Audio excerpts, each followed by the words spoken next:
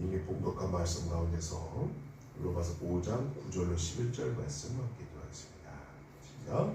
그러면 이제 우리가 그 피를 인하여 의롭다 하심을 얻었은즉 더욱더 그로 말미암아 진노하심에서 구원을 얻을 것이니 곧 우리가 원수되었을 때에 그 아들의 죽으심으로 말미암아 하나님으로 더불어 화목되었은즉 화목된 자로서는 더욱 그의 사르짐을 인하여 구원을 얻을 것입니다. 아멘.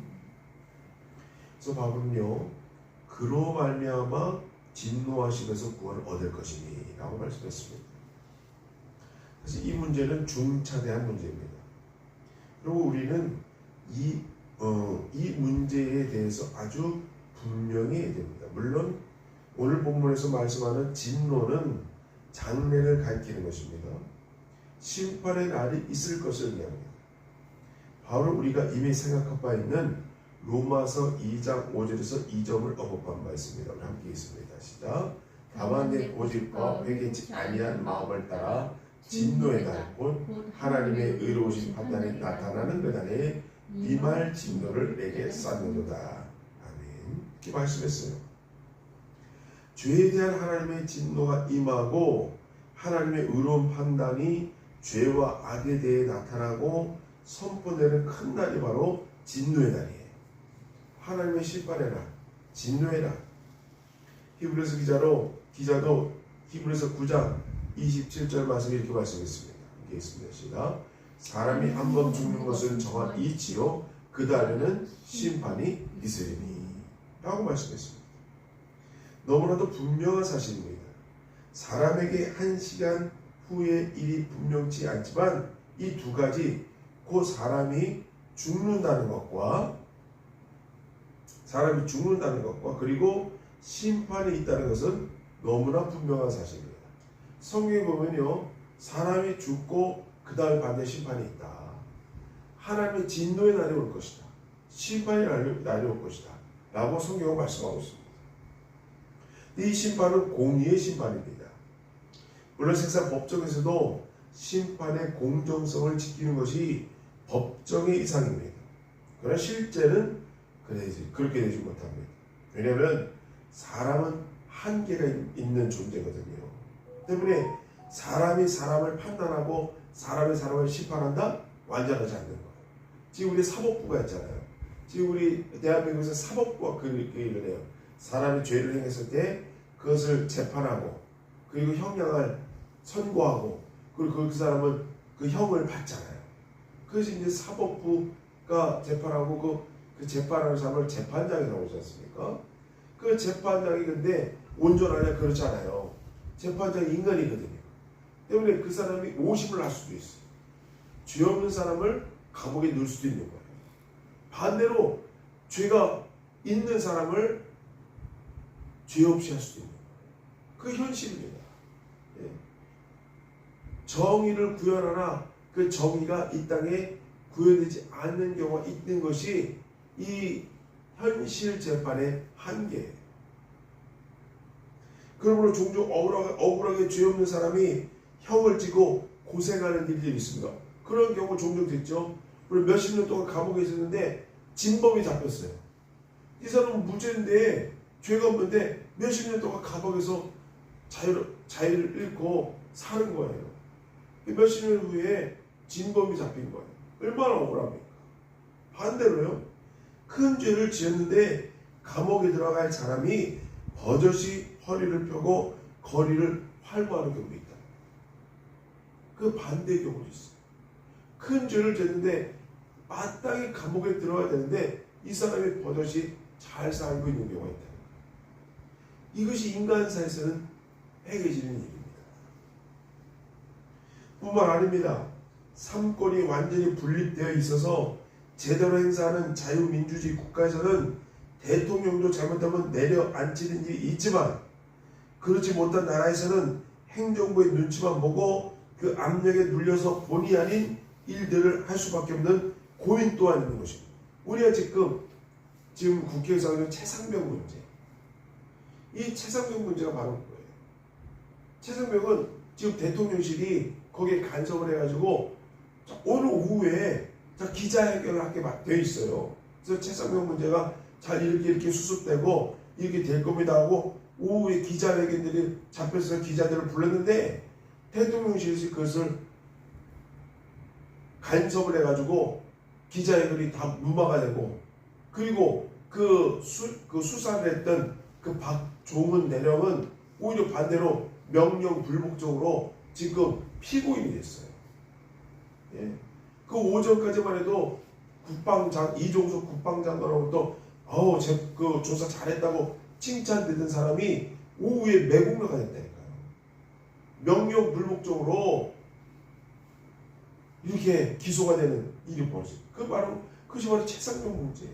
근데 쫓아나오고 보니까 전화번호가 뜬 거예요. 예, 당시 국방장관한테 전화한 7878 끝자리가 7878이라는 전화번호가 뜬 거예요. 그래서 나중에 공수처에서 이것을 알아보니까 대통령실 전화번호. 예? 대통령실에서 국방장관한테 전화해서 무마시키게 만든 거예요. 그래서 국방장관은 또 박대령을 압력을 가해서 그 최상병 문제를 발표를 못하게 만든 거예요. 자, 또 벌어졌어요. 마약과의 전쟁을 했잖아요. 했는데 그래서 윤 대통령도 이 마약과의 전쟁을 합시다. 한동훈 당시 법무부 장관도 마약과의 전쟁을 합시다라고 경찰들한테 쫙 내렸단 말이죠. 명을. 그래서 경찰들이 잘 시행을 했어요. 그래서 당시에요. 저 인도네시아에서 78kg 마약 78kg예요. 그거는 서울시 인구가 다 마약을 마실 수 있는 정도의 큰 양이에요. 78kg. 엄청나게 많은 거예요. 그것을 인천공항에서 잡았어요. 잡았는데 그것을 경찰들이 쫙 조사를 해보니까 세관하고 연루해서 그 사람 인도네시아 사람이 들어온 거예요. 그러니까 한국 세관인원하고 연루해서 서로 짜고 눈 감아준 거예요. 그것까지 다 밝혀냈어요. 그런데 마찬가지로 경찰 서장한테 압력이 들어온 거예요. 용산에서 좋게 보지 못하고 있다. 용산에서 주시하고 있다. 압력을 가한 거예요. 그래서 그 조사단 경찰들이 다 손떼게 만들었어요. 그리고 마땅히 감옥에 들어가야 할 세관장들이 감옥에 안 들어갔어요. 그런 일이 또 벌어진 거예요. 이 세상이 그런 일들이 막 벌어지고 있는 거예요. 지금 상황 자체. 그걸 밝혀낸 거예요. 박종훈 대령 최상병 문제도 그렇고 이 마약 문제도 그렇고 잘 일하고 있는 경찰들이 이 경찰의 특진을 해야 돼도 마땅한데 오히려 경찰들이 지금 다 전출됐어요. 다른 곳으로. 했던 사람. 왜 그랬을까? 이유를 모르는 거예요.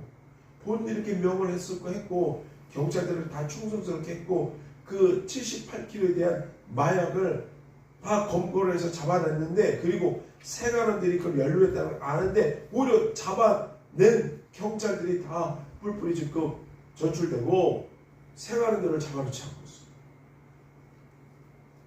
참 세상이 이게 아이러니한 거예요. 한마디로 말하면 이 세상에서는 완전히 공정한 심판을 할 수가 없습니다.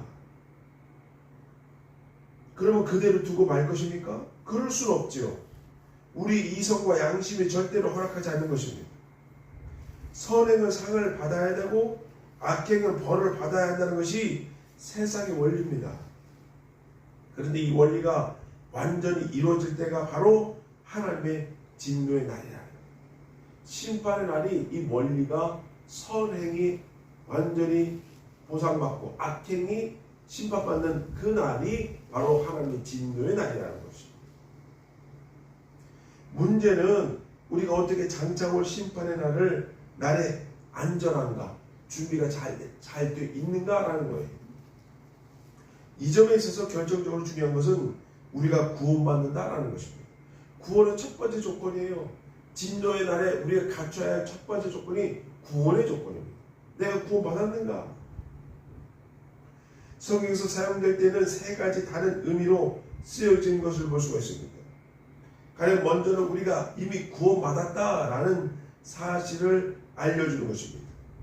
우리가 잘 아는 말씀이지만 요한복음 5장 24절 말씀은 이 진리에 대해서 이렇게 말씀하고 있습니다. 우리 함께 있습니다. 시작. 내가 진실로 너에게 이르노니 내 말을 듣고 또 나 보내신 이를 믿는 자는 영생을 얻었고 심판에 이르지 아니하나니 사망에서 생명으로 옮겨다니라. 아멘. 자, 영생을 얻는 심판에 이르지 아니하는 그 열쇠는 뭐예요?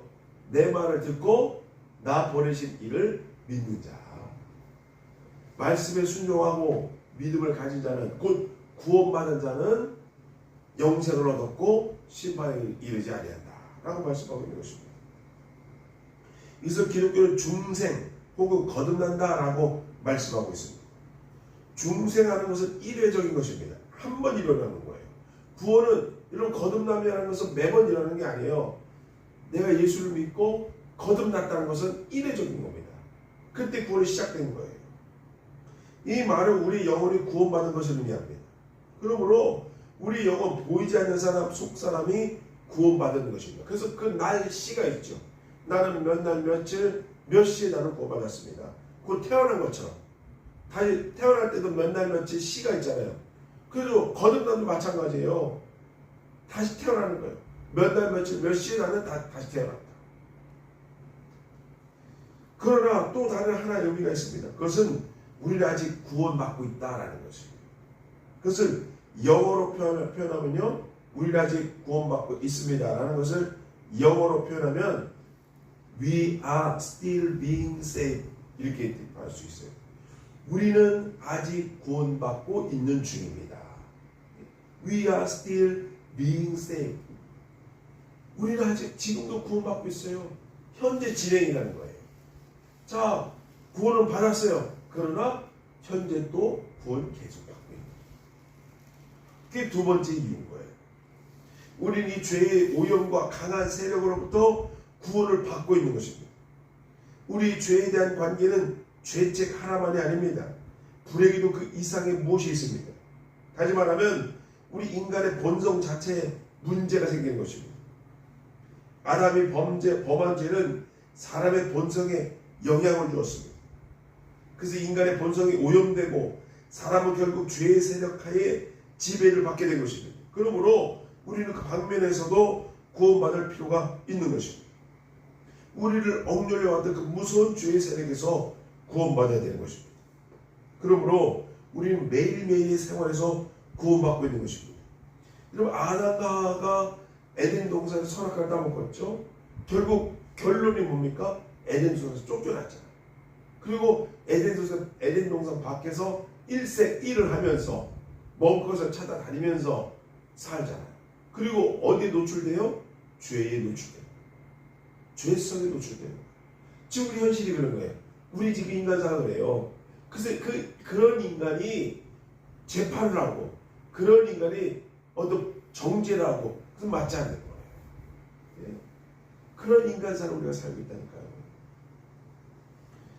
그러므로 우리는 매일매일의 생활에서 구원받아야 됩니다. 우리가 중생 거듭났지만 우리의 죄성이 있다니까요. 아담과 하와가 물려준 죄성이 내 안에 꿈틀꿈틀 되는 거예요. 때문에 그것을 날마다 거기에서 우리가 승리하기 위해서는 날마다 무엇을 이루어야 되느냐? 바로 성화를 이루어야 돼요. 그 죄성에서 날마다 우리가 승리하기 위해서는 성화를 이루어야 돼요. 그러니까 우리는 뭡니까? 계속해서 구원을 이루고 있는 거예요. We are still being saved. 우리는 지금도 구원을 이루어야 돼요. 어느 때까지요? 성화를 이룰 때까지. 어느까지요? 영화할 때까지. 우리는 날마다 구원을 이루어야 되는 겁니다. 현재 우리 가운데서 구원의 역사가 매일매일 이루어지고 있는 것입니다. 갓난아이가 태어났다고 해서 그 아이가 분명히 인간임에는 틀림없죠. 그러나 그 아이가 완전한 인간으로 활동하려면 성장의 단계가 반드시 필요합니다. 그 갓난아이가 나중에 온전한 성인으로 활동하려면 성장해야 되는 거예요. 그래야 그 아이가 진정한 인간성을 가진 사람으로 성장할 수 있는 것입니다. 그것이 바로 신앙으로 볼 때는 성화라는 거예요. 성화. 여러 가지 닥쳐오는 병마를 물리쳐야 되고, 뿐만 아니라 좋은 영양을 섭취하고 적당한 운동을 해서 자라나야 됩니다. 거룩한 자리에 또 한 걸음 한 걸음 날마다 나가야 됩니다. 신앙생활을 잘 해야 됩니다. 인격적으로 다 준비가 돼 있어야 됩니다. 날마다 구원받는 생활을 해야 되는 것입니다. 이것이 온전한 인간이 구원받는 그런 사람이에요. 마찬가지로 성화도 우리가 날마다 이뤄내야 된다는 것입니다. 우리 이렇게 날마다 구원받고 있습니다. 빌립보서 2장 12절 말씀입니다. 함께 읽습니다. 시작. 그러므로 나의 사랑하는 자들아, 너희가 나 있을 때뿐만 아니라 더욱 지금 나 없을 때에도 항상 복종하여 두려움 떨림으로 너희 구원을 이루라. 아멘. 성화해라. 다른 말로 두렵고 떨림으로 너희 구원을 이루라. 무엇이 우리 죄의 문제를 해결했습니까? 무엇이 우리에게 의를 제공하였습니까? 그것은 우리 주 예수 그리스도와 특별히 십자가에서 죽으심과 그 피 흘리심과 쏟아부은 그의 생명 때문입니다. 이 예수를 하나님의 그의 피로 인하여 믿음으로 말미암아 화목제물로 세우셨다는 것입니다. 예수님도 말씀하시기를 선한 목자는 자기 양떼를 위하여 목숨을 버린다라고 말씀했습니다. 그러므로 그 인간이 예수를 만날 때 구원을 이루는 거예요.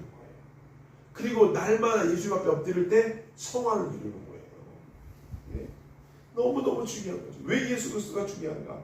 왜 예수의 십자가가 중요한가? 그 십자가를 통해서 내 구원이 시작됐고 그 십자가를 통해서 내 성화가 이루어지기 때문인 거예요. 나하고 관계없는 게 아니에요. 나와 밀접합니다. 내 구원과 밀접해요. 진노의 하나님의 심판의 해결의 열쇠, 구원의 열쇠가 십자가인 줄 아시기 바랍니다. 예수를 만나야 그 구원을 내가 구원에 들어와야, 구원의 발전에 내가 들어와야, 거듭나야 진노의 심판의 날에 안전하게 주님의 품에 거할 수 있는 거예요. 우리를 의롭다 하실 수 있는 일이 바로 그리스도의 죽음입니다. 사랑하는 성도 여러분, 예수를 믿는 우리는 의롭다함을 받았습니다. 그러므로 우리 주님께서 말씀하신 대로 사망의 세계로부터 영생으로 옮겨지게 된 줄 아시기 바랍니다. 예수님께서 이미 말씀하셨습니다. 요한복음 10장 28절입니다. 함께 있습니다. 시작. 내가 저에게 영생을 주노니 영원히 멸망치 아니할 터이요 또 저희를 내 손에서 빼앗을 자가 없느니라. 아멘. 그래요. 어떤 사람들은요 구원을 받았는데 영생을 뺏긴 사람들이 있잖아요. 그런데 성경은 말씀하고 있어요. 저희를 내 손에서 빼앗을 자가 없느니라. 너희가 구원받았다. 영생을 받았다. 내 손에서 저희를 내 손에서 빼앗을 자가 없느니라. 그러므로 저희가 영원히 주님의 나라에 들어갈 때까지 영생을 수호하시는 저와 여러분들이 바랍니다. 주님의 손 안에서 품 안에서 끝까지 거하시는 저희들이 바랍니다. 그 구원을 놓치지 않는 꼭 부여잡고 가시는 저희들이 바랍니다. 이 시간 기도하기 원합니다. 구원의 확신이 내가 부여잡고 이 구원의 확신을 가지고 살 수 있는 내가 되게 도와주옵소서. 일세 주님을 바라보며 구원을 이루며 성화할 수 있는 내가 되게 도와주옵소서. 기도하시는 저와 여러분들 축원합니다. 주님을 주시고 함께 기도하시겠습니다. 주여 주님 감사합니다.